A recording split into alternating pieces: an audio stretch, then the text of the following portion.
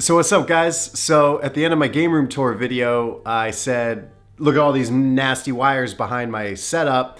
Do you want to see a video about me organizing them, making them really nice? Y'all said yes. So this is a video about organizing wires behind your game room setup. I've done this a lot. I've done multiple other videos about it. Peruse my channel. Feel free to check those out. But this one is a much more practical one, because this is probably what most people's wires situations look like. So let's start. All right, so the first thing is to assess. Now, if you look at it, it doesn't really look that bad, but it's when you pull this out, that's when it gets bad. So we're gonna fix all of that. And then even, I have my modem wall mounted and that's cool, but I tried to like make it nice earlier and then it didn't really, it didn't really work. So I gotta figure that out. So we're gonna be going back here and redoing a lot of this. We're gonna redo all of that. That I wall mounted, but I don't really like its location because I can't push this all the way up against the wall. So we're gonna redo that. My receiver, I like the location of where the receiver is, but because of this, the receiver, it didn't really get much ventilation. So I actually, added a fan to the back of it, so now it'll have like a little exhaust fan. But the first thing of the assessing is, do I really want to keep everything up here? I think I actually want to put this speaker, yeah, one-handed making YouTube videos, we'll figure it out. I think I want to put that speaker up there, and then the PlayStation 4, which is just, we're gonna do this all one-handed. I think I want to put the PlayStation 4 down there next to the white PS2 Slim, because I actually sold the blue one that I had there that you may have saw in my game room video. So I think that is really what it's going to be. I think that's how I'm going to want to keep it. And then maybe I was thinking of taking this and actually wall mounting this like here. And I think that's what we're going to do. So now that the situation is assessed, it's time to just undo everything, because that's the best way, is just undo every wire. Also, here are the tools that we're going to be using. We got zip ties, and then we're going to be replacing the speaker wire that's used for all of these speakers, because it's not uniform and I want to use the same wire. I don't know why. And we're just going to do that. And then a staple gun and clips and electrical tape. So let's take everything apart. So why even do this? Like, why? It didn't even look that bad until I pulled everything out from against the wall. Like, it was out of sight, out of mind. You can't even tell. But the answer is to just take pride in your stuff and take pride in everything. Like, this is all my stuff, so I want it to be nice. I want to keep it nice because I don't know, man. I really don't. It's just, but I feel it's important. And now I know the wall's a little messed up. We'll fix that later on, somewhat to a degree, because got to keep it nice, man. Keep everything organized and fresh.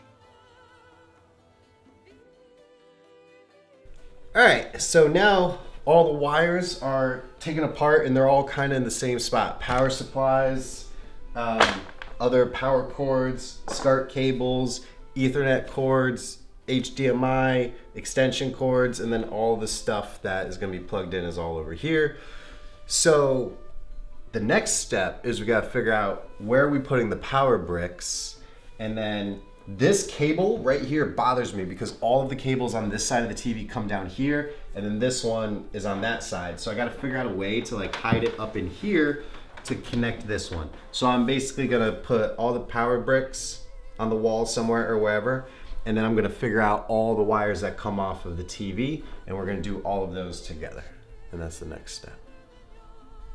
So now I'm underneath the TV, and what I'm gonna do is I got this cord, and I got this zip tie. So I'm gonna try to get this zip tie around something or another. Right here seems like a good spot. I'm on the wall mount. I found a little loop. So I'm just gonna loop zip ties. And then what we can do is we can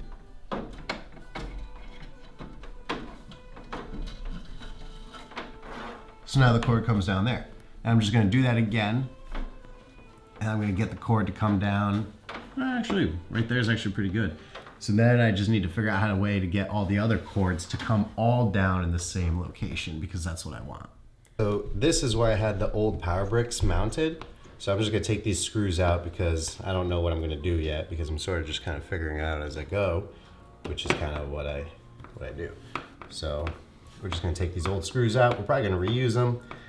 I might take some wood filler to this wall. I wasn't really concerned. I painted the rest of the wall, but I wasn't really concerned with down here. So I'm probably not gonna do anything to it. Maybe just clean it up a little. So like I said before about fixing up the wall, if you've seen all my other videos about how many times I've wall mounted stuff to this wall, you'll know that this wall is damaged. I've actually painted and fixed the whole top half of it, but I never did the bottom. So there we just added some wood putty, some wood filler, sanded it all down, you know, cover up a lot of those holes. I didn't do it perfectly, but I did a lot. So here, this is on hiding all the cables that come out of my TV. I basically just made a loop from the wall mount with zip ties and then redirected all of these wires to that area so they all come down together. And that right there just gives it such like a nice, clean, like simple, basic look to it. I imagine a lot of people have, you know, flat screen TVs, wall mounted, and that's just such like a good solution to do it. Is just zip tie everything and staple it to the wall. As you saw, I basically zip tie one corner of the zip tie to the wall and then do it on opposite ends of each other to kind of create a bracket, so to speak. And then I snip off the excess zip tie.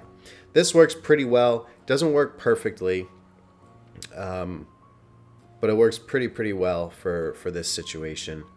And now here I'm trying to figure out where am I going to wall mount that power brick. So I couldn't figure it out, so I just moved it aside and was like, I'm going to do this one.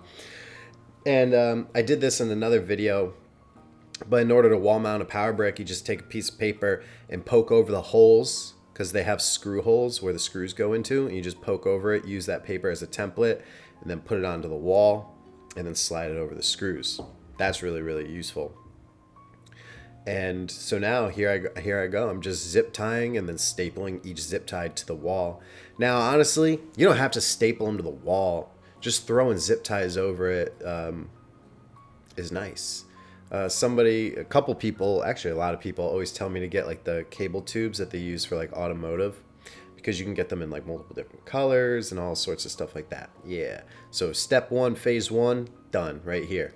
Now it's kind of time for this second power brick. Ugh, where am I going to put it? The reason why I chose there is because I want it kind of accessible, because I want to be able to turn off whatever's plugged into, and I want to have extra plugs for it. So I decided not to put it behind. The OSSC, I wanted to wall mount, like I said earlier, but I ended up changing my mind mid this thing because I'm kind of, you know, you just figure it out as you go. So I think that's basically almost the final placement, except for the location of the OSSC. I did a video about it. Oh, and there we go. There, it's down. I was like, nope, I don't like it there. So now that I have the placement of all the game systems and I have all the power brick on the wall ready to go and everything coming from the TV, now it's time to plug some stuff in to the wall and then go plug it all into the game systems. Now, if you saw my extreme cable management video, it's basically the same thing as this, but with like 15 game systems. If you have a lot more game systems than I do and a lot more things to plug in, go check that one out. But that one's more ridiculous. Like I said, this is much more practical to do for like a person. Like, there's no reason to do what I did in the other video except just to do it, because it's another thing, man. I just like doing things. You know what I mean? You know?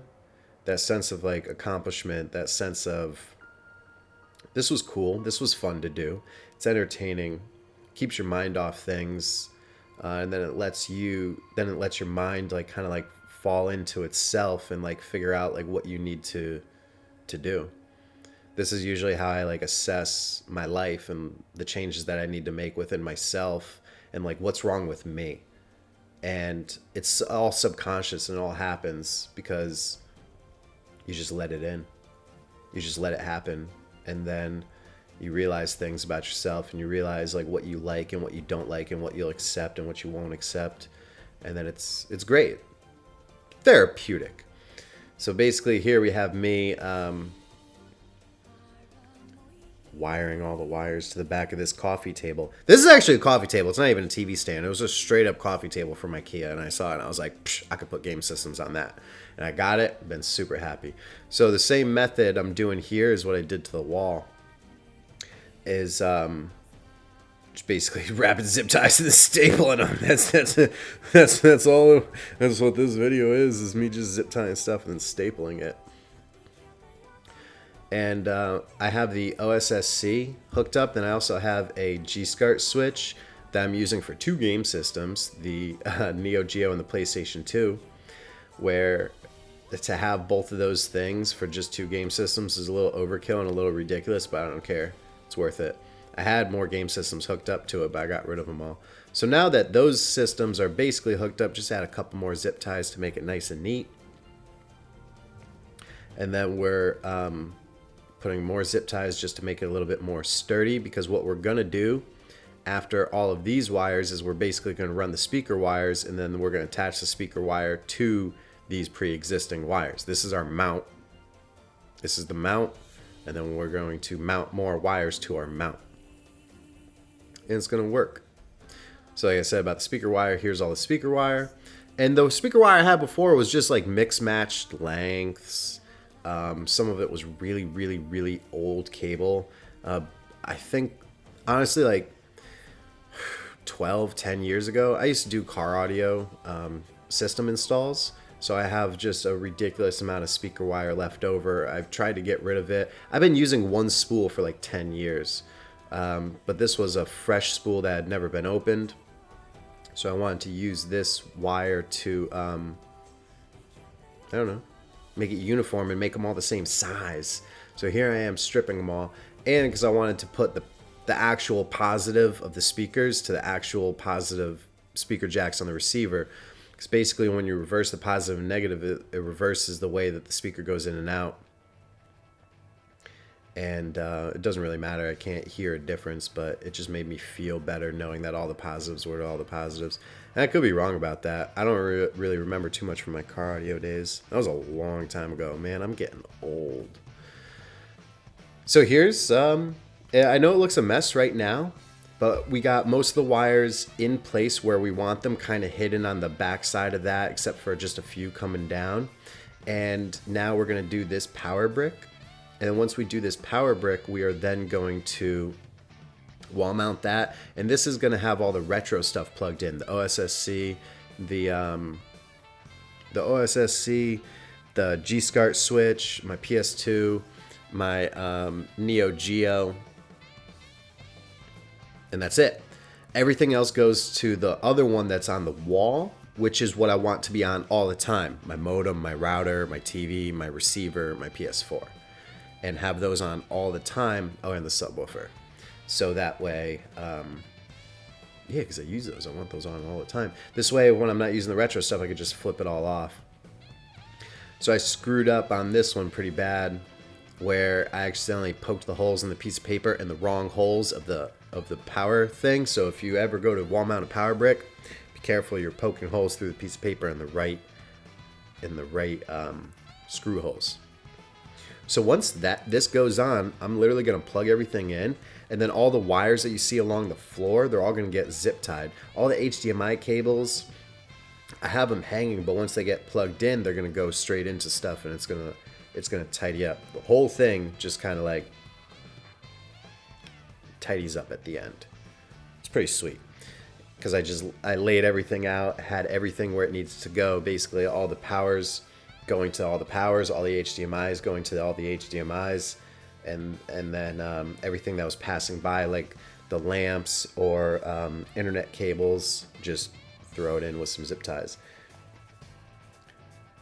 And now, got to wire it all up to the receiver, and then that's the last bit. Everything's plugged in now. Plugged in the TV, HDMI, all that jazz. And here's the finished results. Ah, nice and fresh and clean looking. and that's the goal, is to have clean and orderly. Just blink that on real quick, the receiver.